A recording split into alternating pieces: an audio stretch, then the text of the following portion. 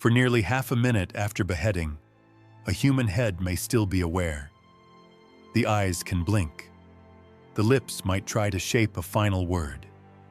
And in those brief, terrible seconds, consciousness hangs on while everything else is slipping away. If that's true, then Anne Boleyn, second wife of Henry VIII, may have lived through a few haunting heartbeats after the sword fell. It's a detail most histories tiptoe around, but once you stop looking away, you realize something even darker than the cut itself. Anne's execution wasn't just a death. It was the final note in a long, deliberate symphony of psychological torment. In Tudor England, killing someone was rarely the whole punishment. Death was the end point, sure, but the real sentence was humiliation. Public, scripted, staged like theater. A warning to everyone watching. And Anne wasn't executed simply because the king thought she'd betrayed him. Her last days were designed to dismantle her, to grind her down piece by piece, until the blade was almost a formality. What happened in May of 1536 wasn't a tragic accident of politics. It was Henry VIII deciding to erase a woman who had become inconvenient. By May 19th, Anne had already spent 17 days locked in the Tower of London. Think about the cruelty in that alone. This was the same fortress that had once held her in gleaming anticipation, only 3 years earlier, when she waited to be crowned Queen of England. She had walked those corridors on the way to glory.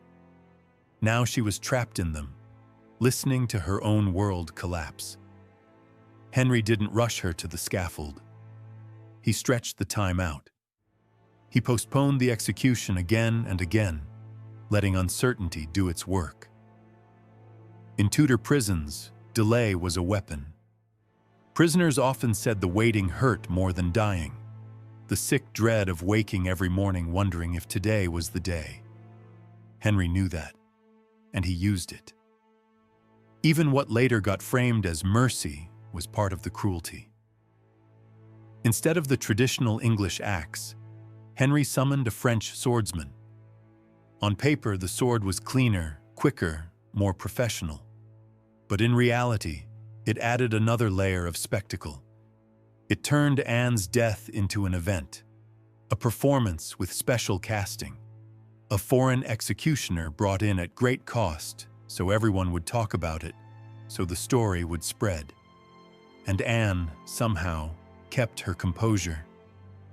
Witnesses said she seemed almost cheerful, smiling, joking, even flirting with the edge of gallows humor. At one point she quipped that she had a little neck, as if trying to make light of what was coming. Today we might recognize that demeanor for what it often is: dissociation.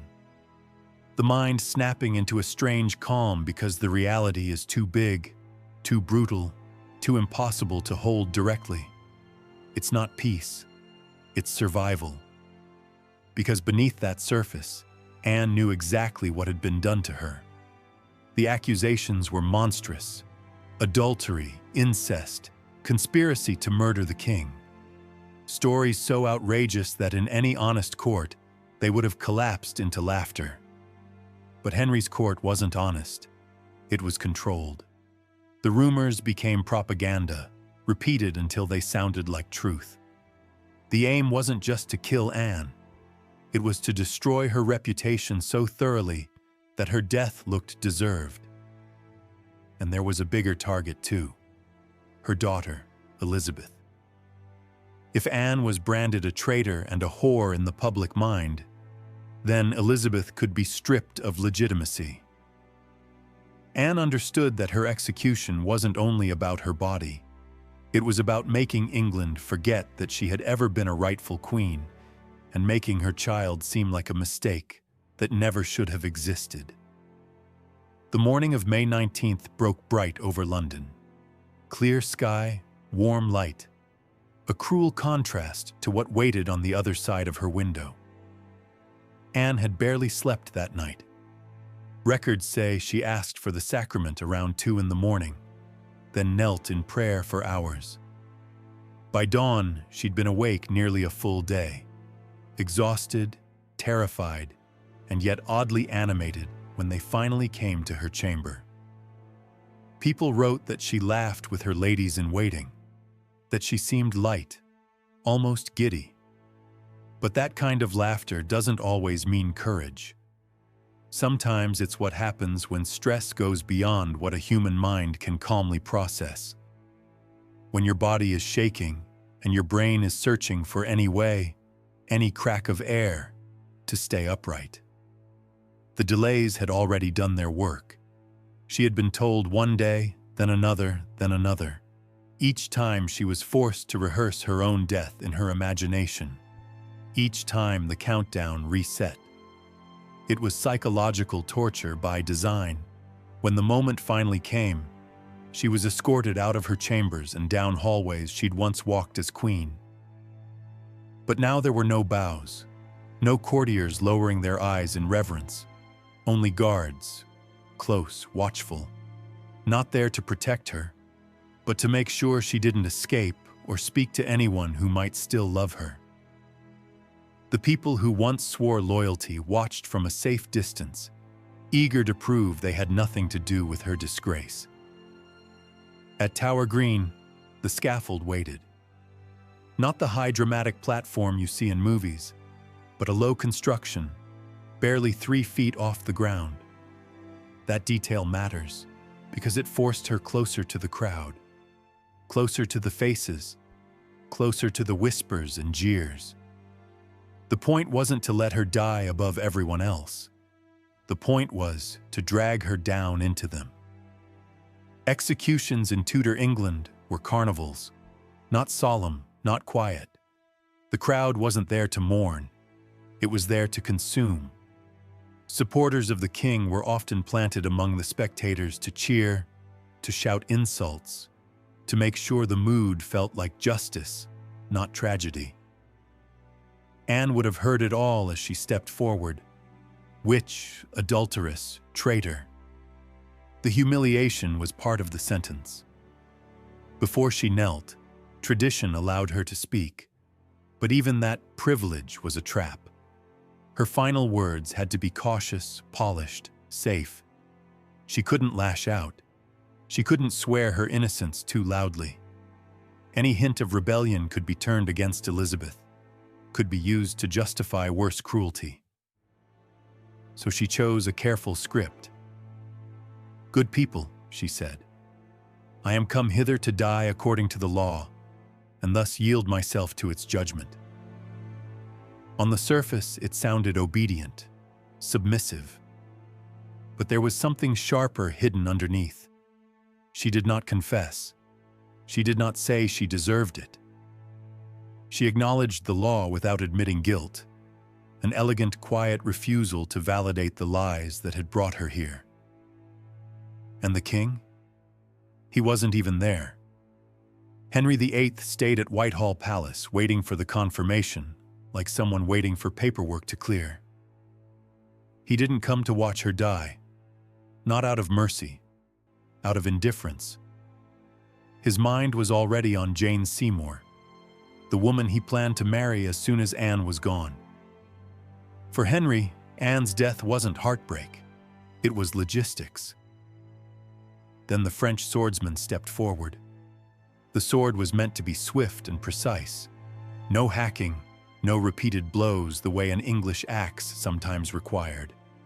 And yes, by Tudor standards, that was merciful. But it also meant Anne died by the hand of a stranger, a man who had never served her court or country. Even in her final breath, she was stripped of familiarity. They tied the blindfold, not just to spare her fear, but to keep her still. She didn't rest her head on a block. French custom had her kneel upright, holding her posture while the executioner positioned himself behind her. Imagine that. Blindfolded, knees on the wood, back straight, trying not to flinch while listening for the faint shift of feet, the whisper of steel. Witnesses said her lips moved in prayer, that her eyes flickered under the cloth. Those final seconds of waiting, when you know death is coming, but not the instant it arrives, are a torture all their own. When the sword fell, it was clean. One stroke. A single sharp line between life and silence. But even then, the horror didn't end right away. Some onlookers swore her eyes blinked, that her mouth twitched, as though her prayer had been cut mid-sentence, and her body didn't yet understand it was over. People fainted. Others turned their faces away, and still the ritual continued. There was no coffin waiting for her, no dignified preparation. Her ladies, shaking and sobbing, had to scramble for an old wooden chest to hold what was left of their queen. Anne Boleyn, the woman crowned at Westminster Abbey with all the pageantry of England, was lowered into a crude box like an afterthought. She was buried quickly in the Tower Chapel without ceremony, without a proper Christian funeral, in an unmarked grave among other executed nobles. Even in death, she was denied softness, denied honor, denied memory. And that was the point. Because Henry's cruelty wasn't finished when the sword stopped moving. The true violence had always been larger than the scaffold. What happened there was only the opening act of an even colder plan, to wipe Anne Boleyn from history itself. The cruelty of Anne Boleyn's execution didn't end with the fall of the sword. Its shadow stretched outward into the lives of everyone who had stood close enough to be splashed by her downfall. In Tudor court politics, a queen didn't die alone. Her death rippled through households, through reputations, through childhoods. And if Henry's goal was to erase Anne completely, then the suffering of those around her wasn't collateral damage. It was part of the design. Start with the women who served her. These were not distant observers. These were ladies who had brushed her hair, laced her gowns, sat beside her at feasts, and listened to her fears when the palace lights went out. On the morning of May 19th, they watched their queen walk out to the scaffold. And after the crowd drifted away, after the cheers and gasps dissolved into ordinary London noise, those women were left with the reality no one else had to face. They had to clean what was left of her. They had to gather her decapitated body, prepare her head for burial, and do it all in silence, knowing that a single wrong look could make them the next targets. Imagine that kind of horror, holding the broken remains of the woman you loved, while soldiers watch your hands and your face for any sign of grief that might be confused with loyalty. Accounts suggest some of those women never truly recovered. The Tower wasn't just a place of death, it was a place of memory that clung to you. Nightmares followed them. Court life, once glittering, would have felt poisonous after that morning. At least one of her attendants eventually left the world of court altogether, seeking refuge in a convent. Not because she was devout in some sudden awakening, but because the air of Henry's palace had become unbreathable. When you're forced to witness something like that, normal life doesn't snap back into place. You don't return to banquets and laughter unchanged. And the psychological shock didn't stop with Anne's household. The entire court absorbed the message. If a crowned queen could be humiliated, defamed, decapitated, and dumped into an unmarked grave, then what chance did anyone else have? Power at Henry's court wasn't stability. It was a trapdoor. The floor could open beneath you at any moment. So fear became the true ruler in those halls. Fear so thick it trained people to silence themselves before words even formed. Courtiers learned to avoid certain names, certain topics, certain facial expressions. Survival meant invisibility. To be noticed too much was to be endangered. And then there was Elizabeth, not yet 3 years old, still a toddler in a nursery, still learning how the world worked. She didn't understand politics. She didn't understand what treason was. She barely knew what death meant. But within hours of Anne's execution, Elizabeth's life was stripped down like a room emptied after a burglary. She was declared illegitimate, removed from the line of succession, her household dismantled, her attendants dismissed.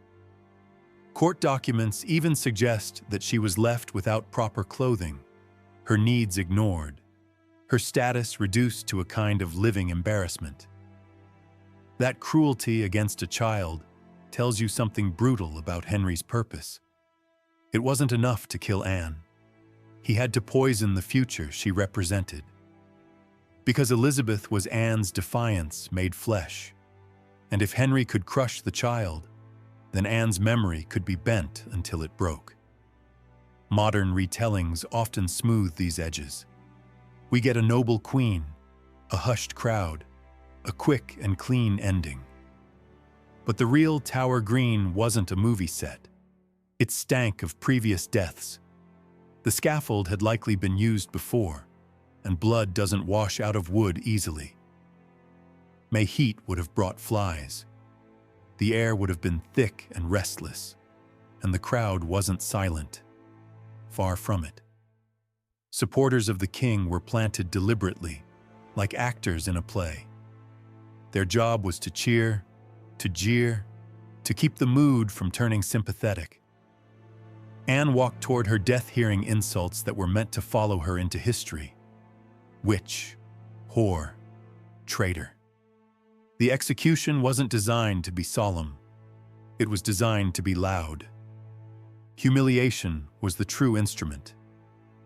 Even Anne's final speech, often romanticized as noble defiance, was more complicated.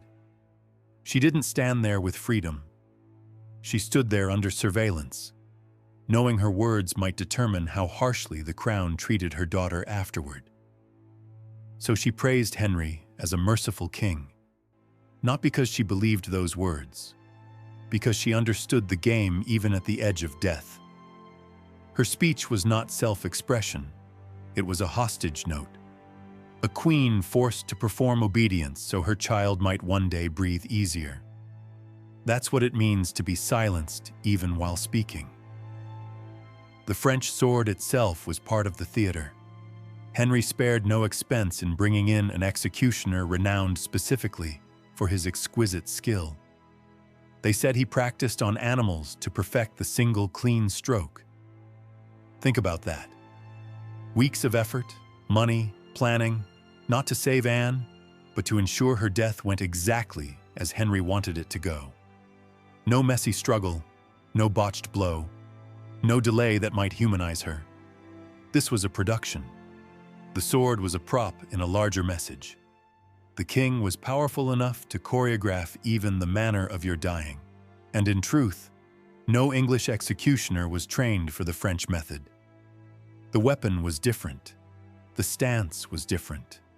The cut was horizontal, swift, clean, completely unlike the brutal downward chop of an English axe. Henry didn't choose the sword out of kindness. He chose it because it controlled the narrative. A clean stroke looks merciful. A clean stroke feels like authority, like inevitability. After the cut, the ritual demanded spectacle. The executioner lifted the head by the hair, holding it high so the crowd could see. Blood still ran. A grotesque punctuation mark on the king's story. People gasped, some wept, others shouted approval. In that moment, Anne was transformed from a human being into a warning sign. Thomas Wyatt was imprisoned in the Tower at the time. He had known Anne. Some say he admired her. Some say he loved her. Whatever the truth, he watched her death from behind stone and iron. Later, he wrote about the little neck that had once gleamed with jewels, now severed and displayed like a trophy. His words weren't just grief. They were horror at the speed of the transformation. A woman who had been the sun of court life, reduced to an object held aloft for public consumption. Afterward, her body was wrapped in linen by trembling attendants and forced into that crude wooden chest, likely one that had once stored arrows. No procession, no tolling bells for mourning, no proper funeral rites. She was buried quickly beneath the chapel floor, among other executed nobles, her grave left unmarked. That disgrace wasn't accidental. It was policy. Henry wanted Anne to vanish, not just from his life, but from England's memory. So he moved to erase her in every way a king could. Portraits were ordered destroyed. Initials carved into palaces were chiseled away. Those who had once spoken her name with admiration now learned to swallow it before it reached their lips. The violence done to Anne was historical as much as physical. She was rewritten while still warm in the ground. In the years that followed, Henry's propagandists worked hard to paint her execution as merciful. The expert swordsman wasn't described as an expensive showpiece, but as evidence of the king's reluctant kindness. The grotesque reality of those final seconds was replaced in official versions with a dignified passing. Repetition does powerful things. It can fossilize a lie into something that feels like truth. And that official narrative shaped Anne's image for centuries, covering the brutality with a thin layer of ceremony. Maybe the most unsettling detail of all is how Henry behaved after. Just one day after Anne's execution, he was formally betrothed to Jane Seymour. There was no pause, no visible grief. Within 2 weeks, they were married quietly at Whitehall Palace. The speed is breathtaking. Even by the standards of royal politics, it's cold. For Henry, Anne's death wasn't tragedy. It was a solution. She had failed to give him a living male heir. She had challenged his control. She had become, in his eyes, a political problem. So she was removed and replaced almost immediately by a woman he hoped would succeed where Anne had not. The court followed his lead. Life resumed with disturbing ease. Banquets restarted. Music returned. People who had watched a queen die days earlier smiled over wine as if a storm had passed, and the air was fresh again. That's what absolute power does to a society. It teaches people to adapt to horror like it's weather. Anne Boleyn's execution was not simply about ending a life. It was about control. Over bodies, over stories, over memory. She wasn't just punished. She was dismantled, transformed into a public lesson, and then scrubbed from the walls of the kingdom. But Henry still wasn't finished breaking her before she died. In the weeks leading up to Tower Green, Anne endured methods we'd recognize today as psychological torture.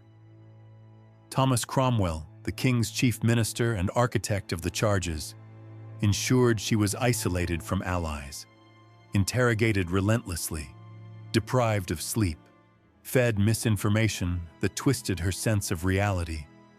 The goal wasn't just a conviction, it was disorientation, confusion, collapse. By the time she stepped onto the scaffold, her resistance had been picked apart in private. The execution only made it public. And so the spectacle of Anne's death didn't just end one woman. It reshaped everyone who witnessed it. It warned every courtier. It scarred every servant. It punished a child. It tried to poison history itself. And for a while, it worked. Anne was not alone in her downfall. In the days leading up to her execution, 5 men were put to death for supposedly sleeping with the Queen. One of them her brother, George Boleyn. Their executions were not separate tragedies. They were the prelude, a carefully staged opening act designed to make Anne's guilt seem undeniable before she ever stepped onto the scaffold. It's a tactic that shows up again and again in regimes that want obedience more than truth. Execute the accomplices first. Kill the supporting cast so the main character stands alone. Once those men were dead, there was no one left to contradict the story. No one left to testify in her favor. No living witness who could say, "This isn't real." And the evidence against them, against her, was paper thin. Even some contemporaries thought the accusations were absurd. The dates didn't fit. The locations didn't fit. The alleged affairs overlapped in ways that made them physically impossible. But that didn't matter. Henry's government controlled the court, and with control of the court came control of reality.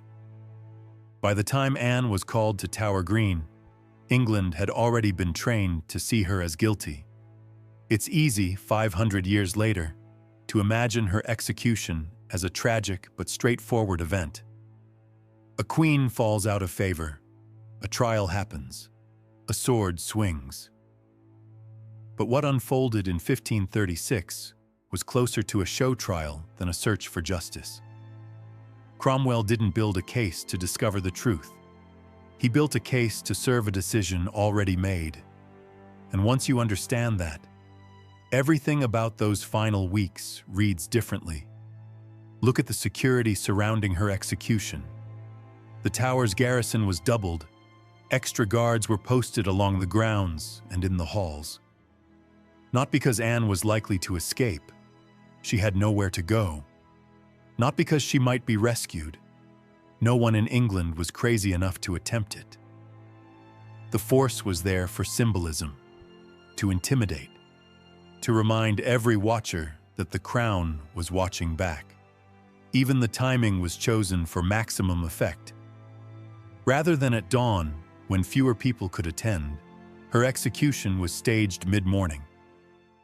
Nobles gathered on Tower Green. Ordinary Londoners pressed close enough to catch glimpses, then carried the story into the city like wildfire.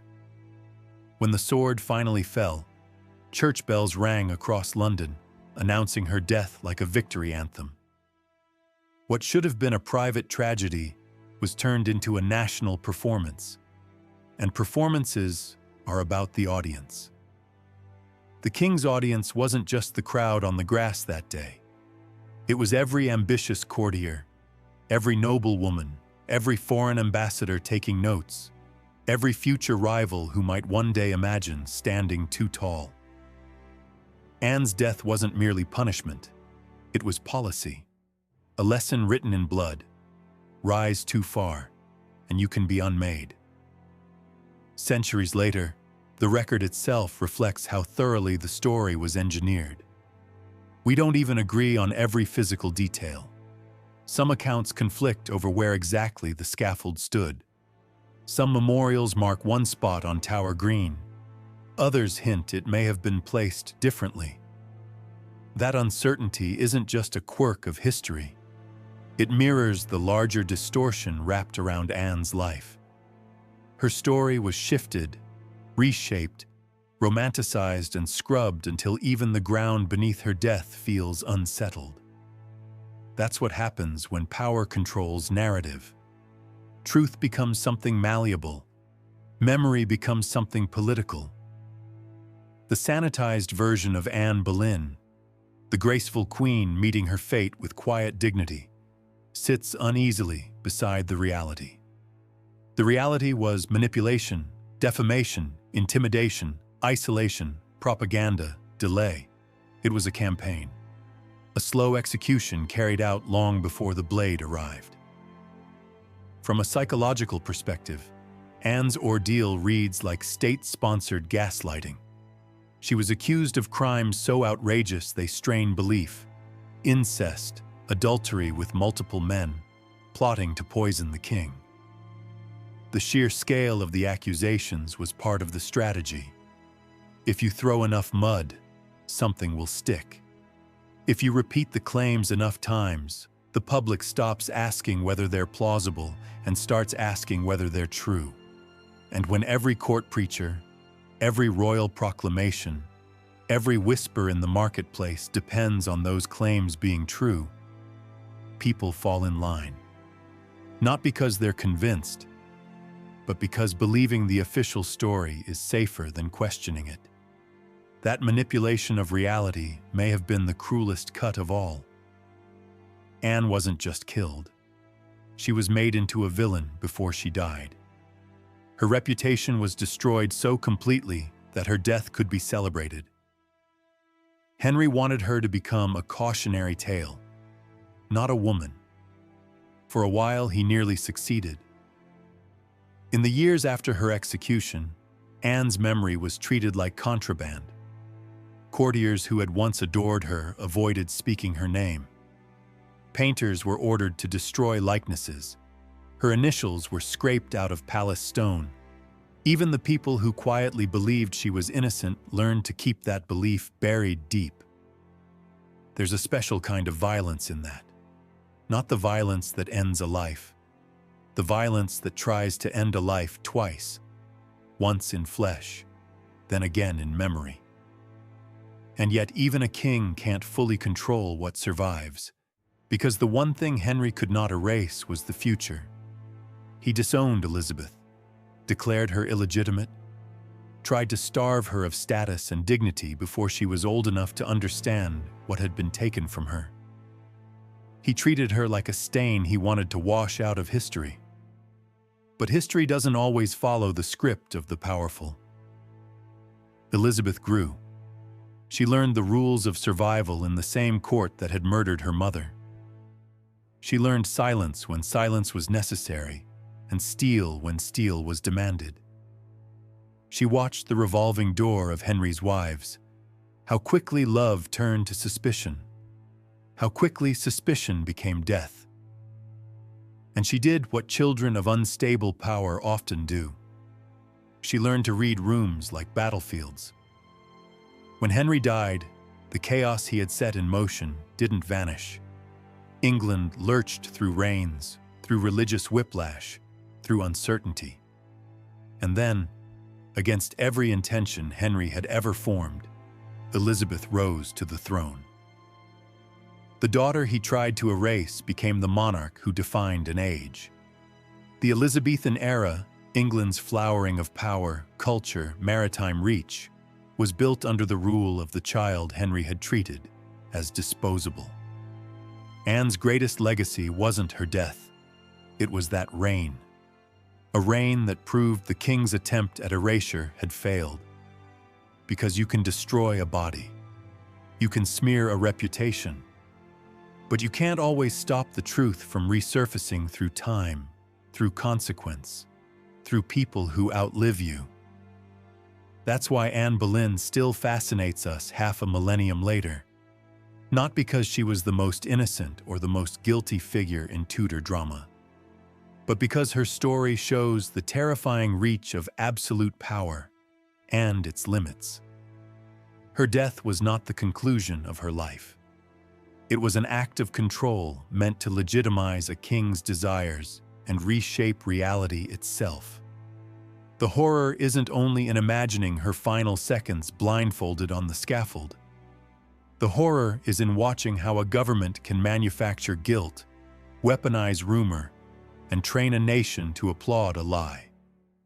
When you strip away the romance and the myths, what remains is a warning. A warning about propaganda, about unchecked authority, about how easily truth can be bent when one man holds the pen and the sword. And yet the final twist of Anne's story is that the erasure never fully held. Her name survived in whispers, then in histories, then in the legacy of the daughter who carried her blood into the crown. So when we return to those grim days in May 1536, we're not just revisiting a queen's execution.